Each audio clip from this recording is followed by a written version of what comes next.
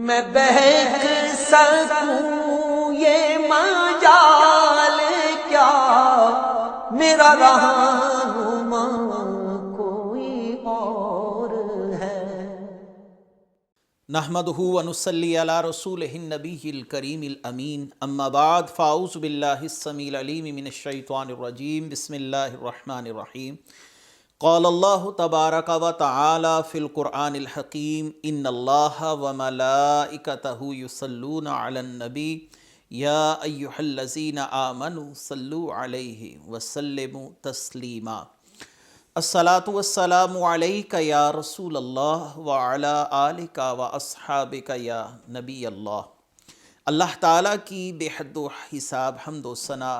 نبی مکرم جان عالم حضرت محمد مصطفیٰ صلی اللہ علیہ وسلم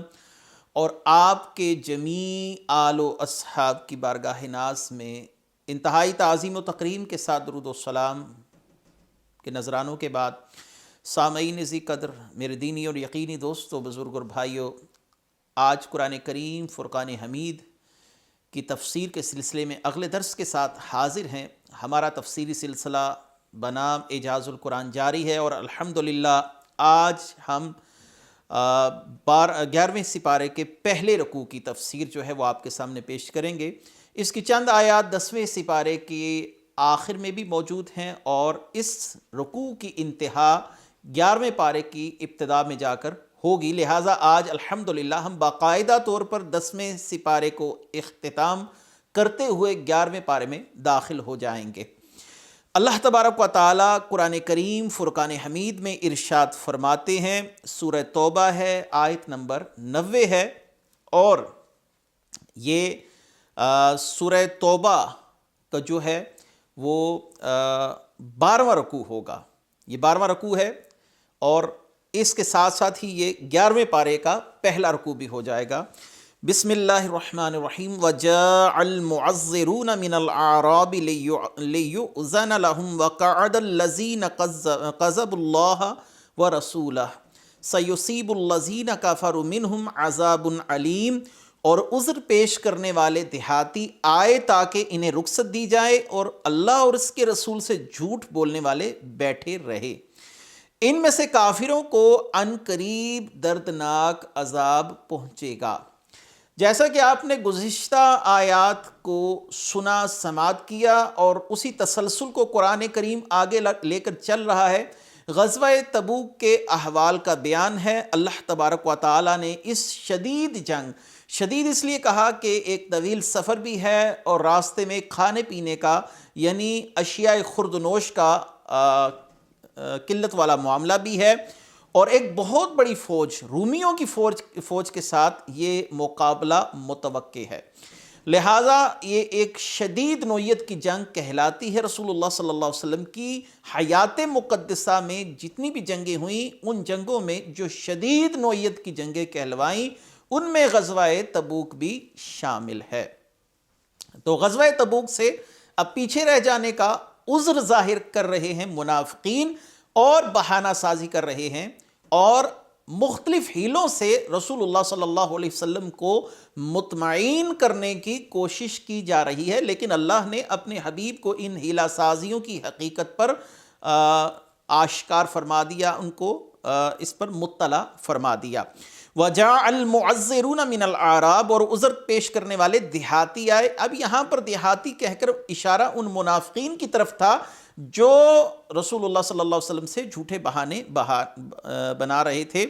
یہ اصل میں عامر بن طفیل جو اسلام مخالف شخص تھا، منافقین کا سرکردہ تھا، اس کی جماعت تھی، انہوں نے رسول اللہ صلی اللہ علیہ وسلم کی بارگاہ میں آ کر عرض کی، یا نبی اللہ، اگر ہم آپ کے ساتھ جہاد میں گئے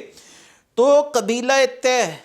یہ قبیلہ طے کی دشمنی تھی اصل میں ان افراد کے ساتھ، تو قبیلہ طے کہ عرب ہماری بیویوں اور بچوں اور جانوروں کو لوٹ لیں گے، انہیں غلام بنا لیا جائے گا، ہم چاہتے ہیں کہ ہم یہیں ٹھہرے رہیں تاکہ اپنے بیوی بچے اور اموال کی حفاظت کر سکے۔ یہ اصل میں ایک جھوٹا بہانہ ہے، جیسا کہ قرآن ان آیات میں واضح کر رہا ہے۔ حضور صلی اللہ علیہ وسلم نے فرمایا، مجھے اللہ نے تمہارے حال سے باخبر کر دیا ہے، مطلع کر دیا ہے، مجھے تم سے اللہ تعالیٰ بے نیاز کر دے گا، اور یہ ان لوگوں کے باطل عذر تھے، جھوٹے عذر تھے، جیسا کہ میں نے عرض کیا۔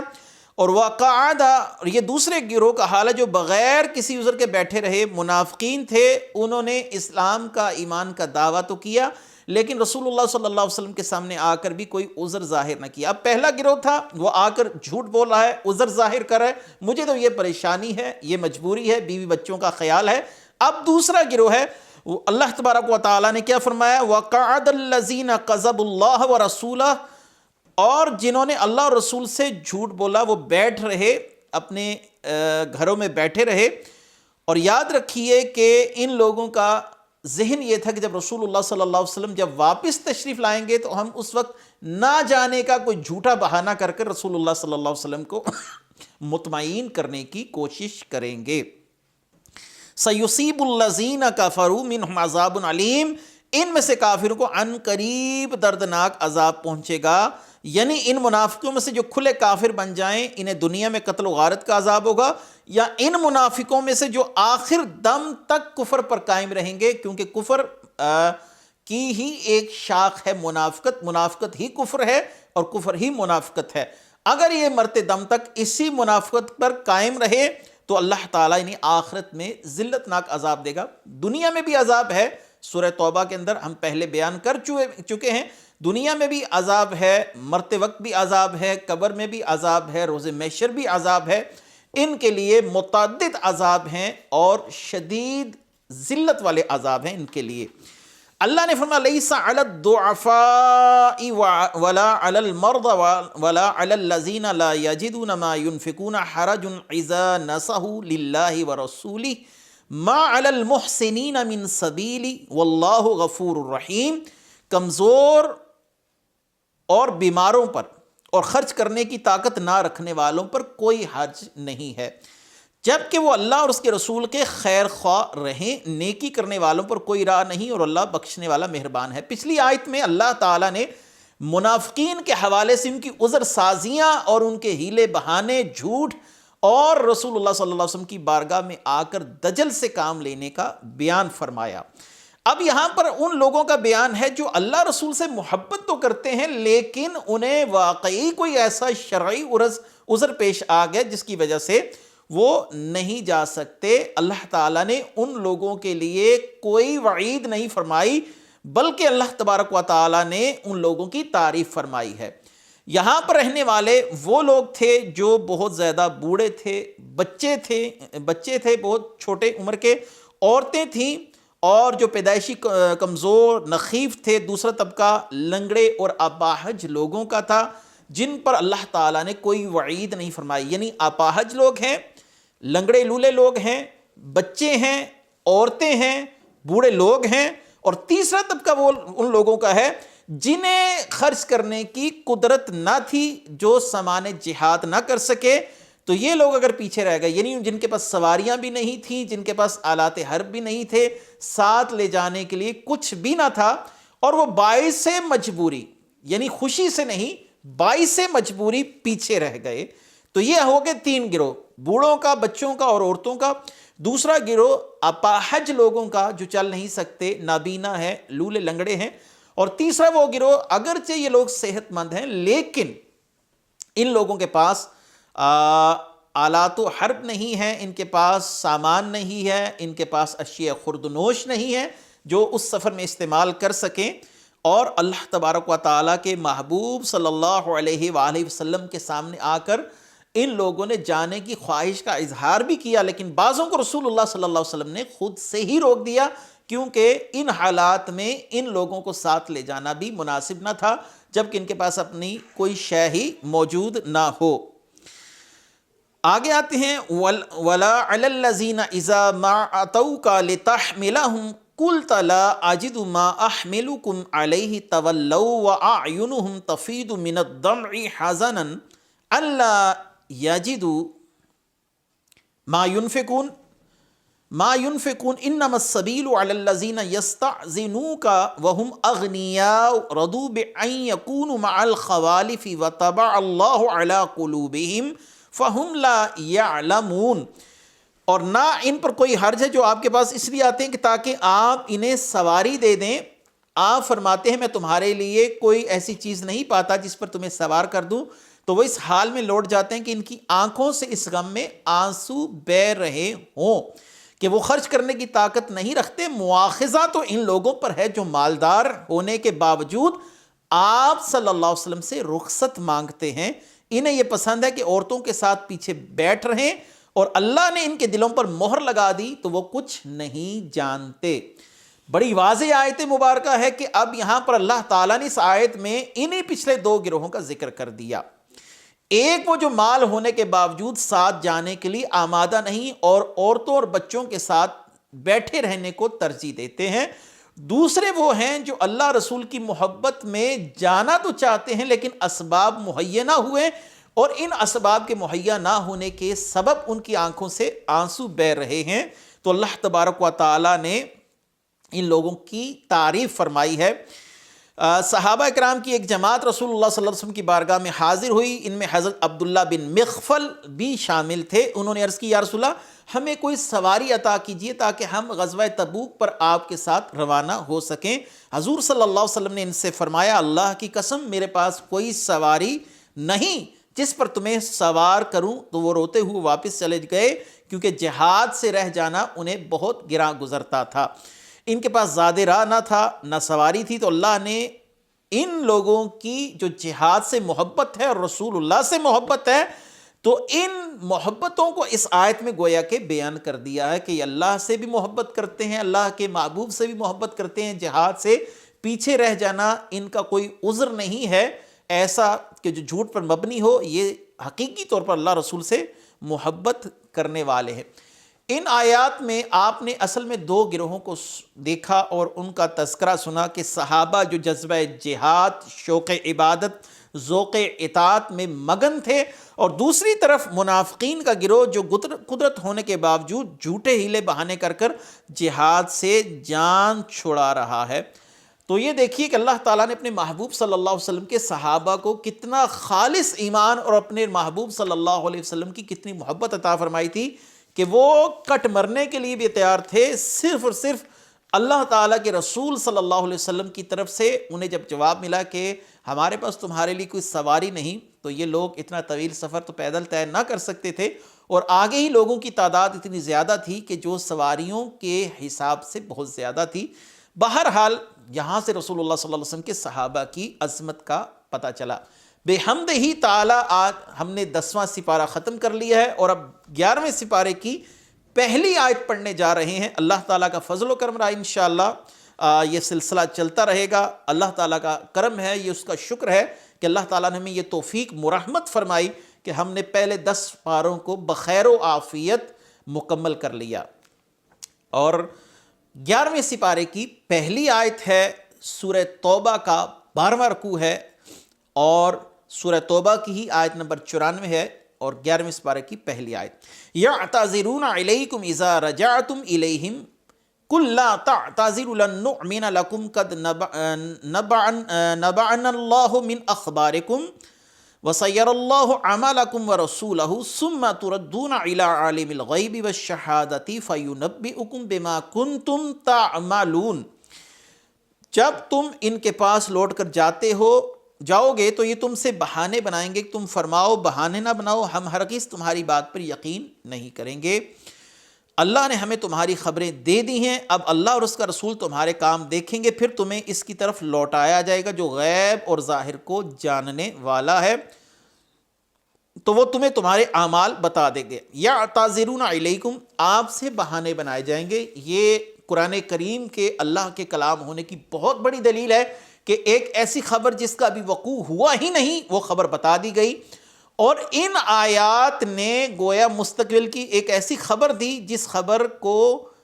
لوگوں نے دیکھا کہ پوری ہوئی، اور زمانے نے دیکھا کہ ایسا ہی ہوا کہ جب رسول اللہ صلی اللہ علیہ وسلم واپس آئے تو یہ لوگ عذر سازیاں کرنے لگے اور رسول اللہ صلی اللہ علیہ وسلم کو مطمئن کرنے کے لیے بہانے بنا لگے۔ تو اللہ تعالیٰ نے فرمایا، حبیب آپ اور آپ کے صحابہ جب غزوہ تبوک سے واپس مدینہ پہنچیں گے تو غزوے سے رہ جانے والے منافقین جھوٹے بہانے بنا کر، باطل عذر پیش کر کر آپ کو راضی کرنے کی کوشش کریں گے۔ اے حبیب صلی اللہ علیہ وسلم آپ ان سے واضح طور پر فرما دیجئے کہ بہانے مت بناؤ، جھوٹ مت بولو، جو تم عذر پیش کر رہے ہو ہم ہرگز ان وجوہات کی تصدیق نہیں کریں گے، اللہ نے ہمیں خبر دے دی ہے، اللہ تعالیٰ تمہارے کام دیکھے گا کہ تم نفاق سے توبہ کرتے ہو یا اس پر قائم رہتے ہو۔ بعضوں نے یہاں پر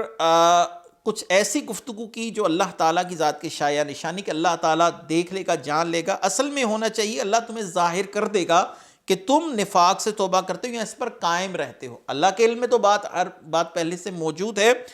بعض مفسرین نے یہ لکھا کہ منافقین نے یہ وعدہ کیا تھا کہ زمانہ مستقبل میں مومنین کی مدد کریں گے، اس بار تو وہ رہ گئے، ان کو عذر تھا، بڑے مسئلے مسائل رہے، لیکن آئندہ سے وہ ایسا نہیں کریں گے۔ تو اسی کے متعلق اللہ تعالیٰ نے فرمایا وَسَيَرَ اللَّهُ عَمَلَكُمْ وَرَسُولَهُ، اللہ تعالیٰ اور اس کا حبیب تمہارے اعمال دیکھ لیں گے۔ عالم الغیب والشہادہ، اللہ تعالیٰ غیب اور ظاہر کو جاننے والا ہے، یعنی اللہ تعالیٰ سے کوئی چیز پوشیدہ نہیں، تمہارے ارادے بھی پوشیدہ نہیں، تمہاری ہیلا سازیاں، عذر، جھوٹ جو تم نے سب بولا وہ اللہ تعالیٰ سے پوشیدہ نہیں۔ سَيَحْلِفُونَ بِاللَّهِ لَكُمْ إِذَا انقَلَبْتُمْ إِلَيْهِمْ لِتُعْرِضُوا عَنْهُمْ فَأَعْرِضُوا عَنْهُمْ إِنَّهُمْ رِجْسٌ وَمَأْوَاهُمْ جَهَنَّمُ جَزَاءً بِمَا كَانُوا يَكْسِبُونَ۔ اب جب تم ان کی طرف لوٹ کر جاؤ گے تو تمہارے سامنے اللہ کی قسمیں کھائیں گے تاکہ تم ان سے درگزر کرو، تو تم ان سے اعراض ہی کرو، یہ ناپاک ہے، ان کا ٹھکانہ جہنم ہے، یہ ان کے اعمال کا بدلہ ہے۔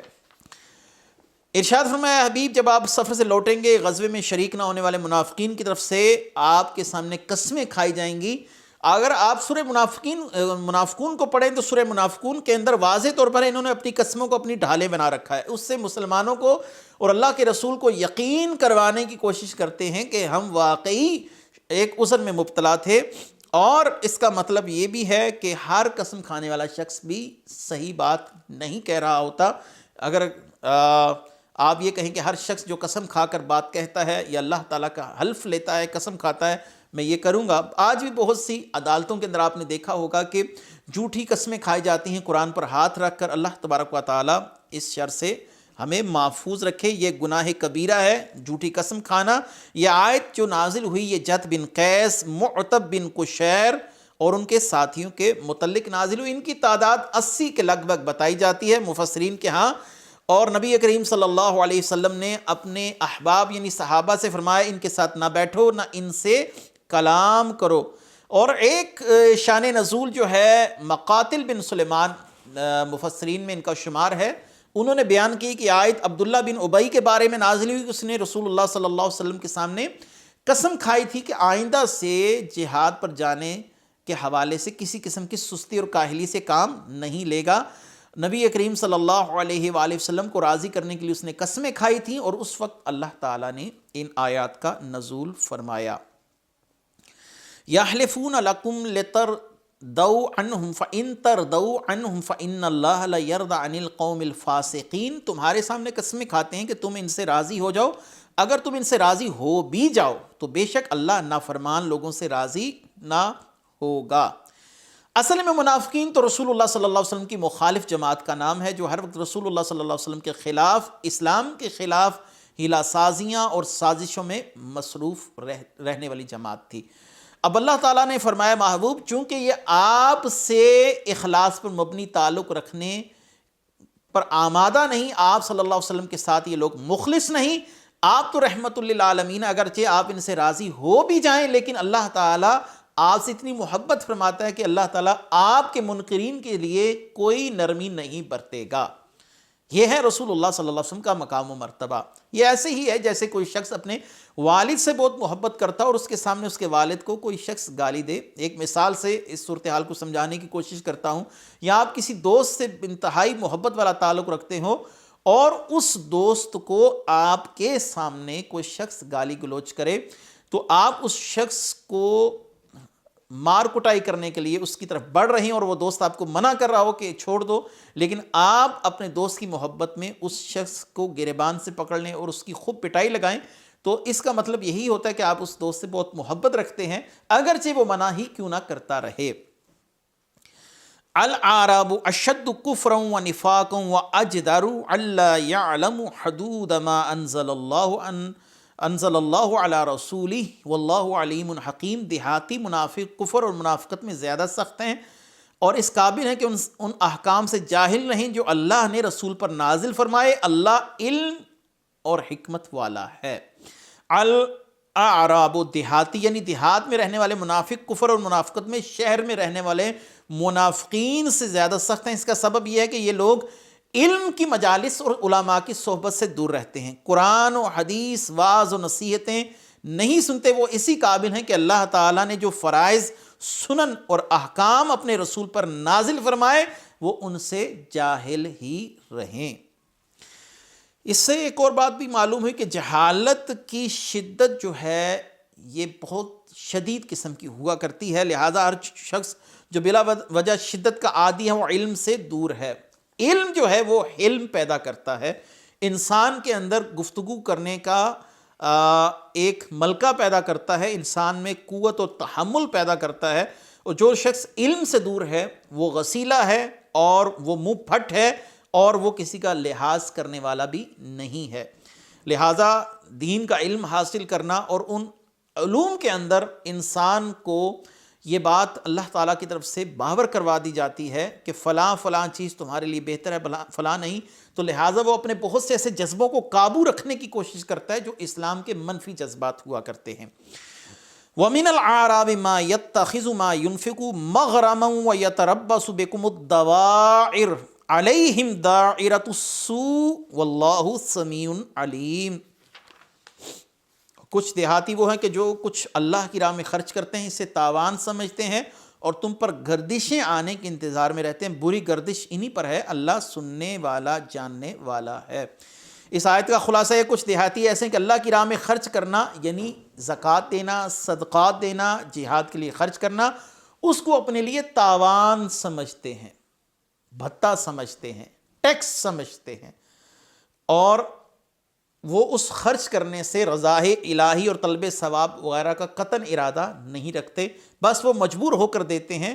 دل ہارے ہوئے۔ دیکھیے منافقین کوئی بھی کام کریں گے اگرچہ انہوں نے مسلمانوں کو دکھانے کے لیے کرنا ہے، لیکن وہ دلی طور پر تو اس پر آمادہ نہیں ہوتے۔ اللہ تعالیٰ نے سورہ نساء میں فرمایا کہ یہ نہیں آئیں گے نماز کے لیے مگر دل ہارے ہوئے، یعنی نماز کے لیے آئیں گے تو صحیح لیکن دل ان کا نماز کی طرف راغب نہیں ہوگا۔ یہاں پر فرمایا کہ مال تو خرچ کریں گے لیکن دلی طور پر اس مال دینے پر آمادہ نہیں ہوں گے، اور اس مال کو دیتے ہوئے ان کے دلوں میں یہ جذبات غالب ہوں گے، یہ ہم پر تاوان ہے، ہم پر ٹیکس لگایا جا رہا ہے، اور یہ انتظار کرتے ہیں کہ مسلمان جو ہیں وہ کسی مصیبت میں مبتلا ہو جائیں، مسلمانوں پر گردش آنے کے انتظار میں رہتے ہیں، یہ راہ دیکھتے ہیں کب مسلمانوں کا زور کم ہو، وہ کب مغلوب ہوں اور اللہ تعالیٰ ان کو غالب کر دے یا یہ لوگ ان پر مسلمانوں پر غالب آ جائیں۔ تو اللہ تعالیٰ نے فرمایا کہ بری گردش انہی پر ہے، کیونکہ منافقین کو کبھی بھی اللہ تعالیٰ سکون کی دولت عطا نہیں فرمائے گا۔ یہ آیت قبیلہ اسد، غطفان اور تمیم کے دیہاتیوں کے بارے میں نازل ہوئی تھی۔ آگے اگلی آخری آیت ہے اس رکوع کی، یہ ان دیہاتیوں کے لیے جو اللہ کی رضا چاہتے ہوئے رسول اللہ پر خرچ کرتے ہیں۔ وَمِنَ الْأَعْرَابِ مَن يُؤْمِنُ بِاللَّهِ وَالْيَوْمِ الْآخِرِ وَيَتَّخِذُ مَا يُنْفِقُ قُرُبَاتٍ عِندَ اللَّهِ وَصَلَوَاتِ الرَّسُولِ أَلَا إِنَّهَا قُرْبَةٌ لَهُمْ سَيُدْخِلُهُمُ اللَّهُ فِي رَحْمَتِهِ إِنَّ اللَّهَ غَفُورٌ رَحِيمٌ۔ اور کچھ گاؤں والے وہ ہیں جو اللہ اور قیامت پر ایمان رکھتے ہیں اور جو خرچ کرتے ہیں اس اللہ کے ہاں نزدیکیوں اور رسول کی دعاؤں کا ذریعہ سمجھتے ہوئے، سن لو بے شک وہ ان کے لیے اللہ کے قرب کا ذریعہ ہے، ان قریب اللہ انہیں اپنی رحمت میں داخل فرمائے گا، بے شک اللہ بخشنے والا مہربان ہے۔ پہلی آیات میں منافقین اور ان دیہاتیوں کا تذکرہ کیا گیا جو اللہ کی راہ میں خرچ کرنے کو اپنے لیے وبال جان سمجھتے ہیں۔ اب اللہ تعالیٰ نے مخلصان دین محمدی کا حال احوال بیان کیا۔ یہ وہ لوگ ہیں جو اللہ کی رضا کے لیے خرچ کرتے ہیں، رسول کو خوش کرتے ہیں تاکہ رسول ان کے لیے دعا کریں اور اللہ تعالیٰ کی بارگاہ میں ان کا مقام و مرتبہ اور منزلت بڑھ جائے۔ مثلا اب رسول اللہ صلی اللہ علیہ وسلم کو خوش کرنے کے لیے صحابہ کیا کرتے تھے کہ رسول اللہ صلی اللہ علیہ وسلم کو خوش کرنے کے لیے سیدہ عائشہ رضی اللہ تعالی عنہا کے گھر کا جو دن تھا وہ مختص تھا، رسول اللہ صلی اللہ علیہ وسلم فلاں دن حضرت عائشہ کے گھر تشریف لے کے جائیں گے، کیونکہ وہ آپ کی محبوب زوجہ تھیں۔ تو رسول اللہ صلی اللہ علیہ وسلم کو خوش کرنے کے لیے سیدہ عائشہ رضی اللہ تعالی عنہا کو تحائف بھیجے جاتے تھے صحابہ کی طرف سے، تاکہ رسول اللہ انہیں خوش دیکھ کر خوش ہو جائیں، جب وہ خوش ہوں گے تو پھر اللہ تعالیٰ بھی ہم سے راضی ہو جائے گا، خوش ہو جائے گا۔ اس کا مطلب یہ ہے کہ محبوب کے محبوب کو خوش کرنا بھی گویا محبوب کو خوش کرنے کے مترادف ہوتا ہے۔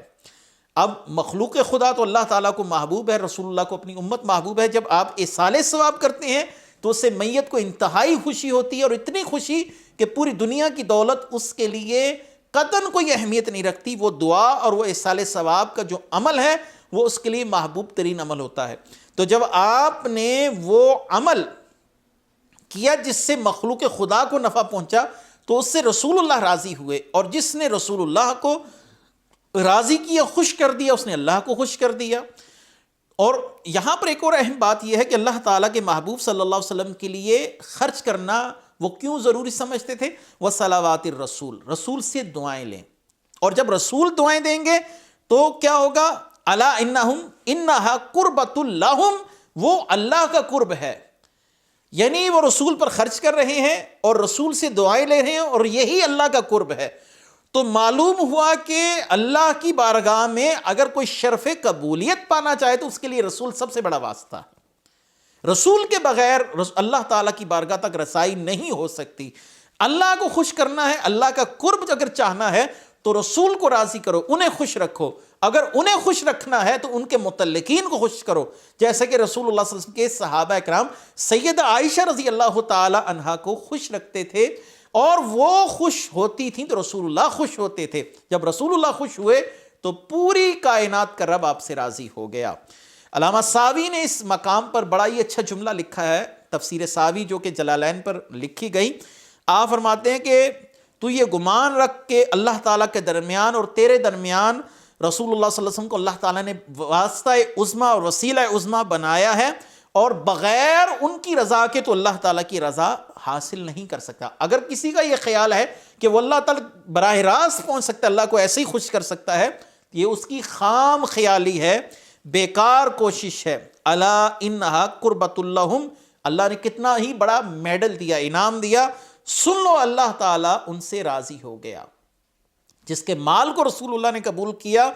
اور اس قبولیت کے بعد رسول اللہ صلی اللہ علیہ وسلم کے دل کی ٹھنڈک بنا وہ مال، اس سے اللہ بھی راضی ہوا۔ یہی وجہ ہے کہ غزوہ تبوک کے موقع پر رسول اللہ صلی اللہ علیہ وسلم پر جب حضرت عثمان غنی رضی اللہ تعالیٰ عنہ اپنی دولت نچھاور کر رہے تھے اور رسول اللہ صلی اللہ علیہ وسلم کو 1000 کے لگ بھگ اونٹ پیش کیے، تو آپ نے کیا فرمایا تھا کہ عثمان نے مجھ سے جنت خرید لی ہے، کیونکہ آپ سیدنا عثمان سے راضی ہو گئے، اور جس سے آپ راضی ہو گئے اس سے گویا اللہ راضی ہو گیا۔ یہی رسول اللہ صلی اللہ علیہ وسلم کے صحابہ کرام کا وتیرہ رہا، جس نے اللہ کے رسول کو خوش کیا اس نے اللہ تعالیٰ کو خوش کیا۔ تو معلوم ہوا کہ رسول اللہ کی بارگاہ میں سب سے بڑا ذریعہ ہیں، وسیلہ ہیں، اور وسیلے کا انکار کرنے والوں کے لیے بھی یہ آیت ایک بہت بڑا سبق ہے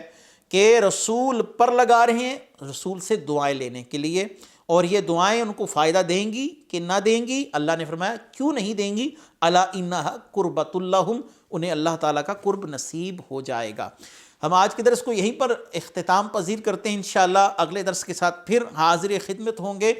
کوشش ہے کہ اسی طرح ہم اختصار کے ساتھ اپنے موقف کو بیان کر دیا کریں تاکہ کم وقت میں آپ تک زیادہ سے زیادہ ہمارا جو علمی مواد ہے وہ پہنچ جایا کرے۔ وآخر دعوانا ان الحمد للہ رب العالمین۔ میں بہک سکوں یہ مجال کیا میرا رہا